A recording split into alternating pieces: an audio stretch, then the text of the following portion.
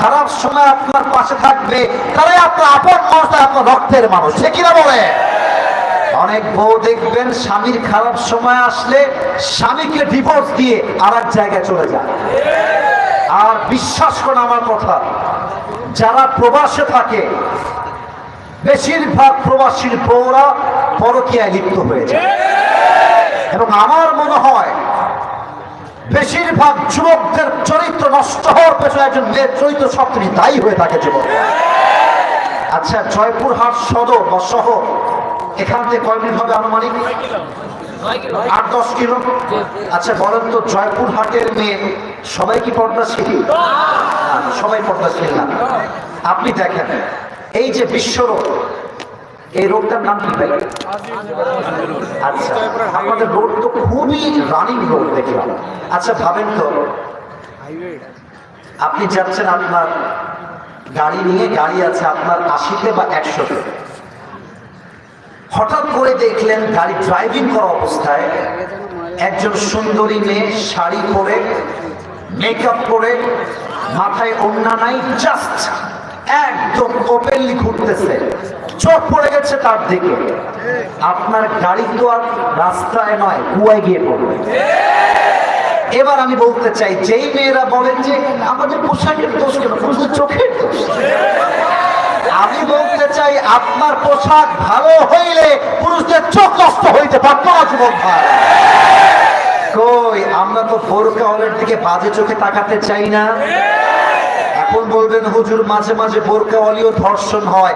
আরে ভাই, মাঝে মাঝে কয়েকটা ঘটনা বিক্ষিপ্ত বিচ্ছিন্ন হতে পারে, বাট কয়েকটা ঘটনাকে কেন্দ্র করে পুরো সাবজেক্টকে উল্টে না উল্টে করে মেয়ে নাই যুবক ভাই। ঠিক না বল?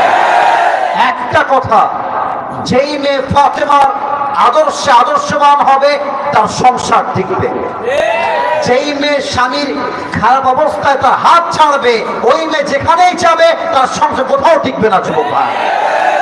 এখন মুরব্বীরা আমার কথায় রাগ করবেন না। এই যে আমার মুরব্বী যারা এসেছেন, আমার দাদি রোজার মাসে দুনিয়া থেকে বিদায় নিয়ে চলে গেছেন। আল্লাহ আমার দাদিকে জান্নাতুল ফেরদাউসের উঁচু উঁচু মাকাম নসিব করে পড়ার সময় আমি আমার দাদাকে জীবনেও দেখি নাই। আমার দাদা দেখতে কেমন, ছবিও নাই আমার কাছে। বাবার কাছেও, আব্বাকে বহুবার বলো আব্বা দাদা কোন ছবি তোমার কাছে নাই? ছবি বলছে না বাবা, আমার কাছে তোমার দাদার ছবিও নাই, দাদিও শেষ। বিশ্বাস রাখেন, আজকালকার যুগের ভালোবাসা ভেজাল দিয়ে ভরে গেছে।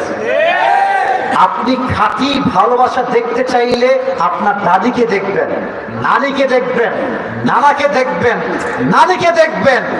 ওই বছর থেকে ভালোবাসা যখন বয়স হলো মাত্র 12 থেকে 14, সেখান থেকে নিয়ে 80 বছর হাত ধরে আছে, কেউ কারো হাত ছেড়ে যায় না। ঠিক কিনা বলে?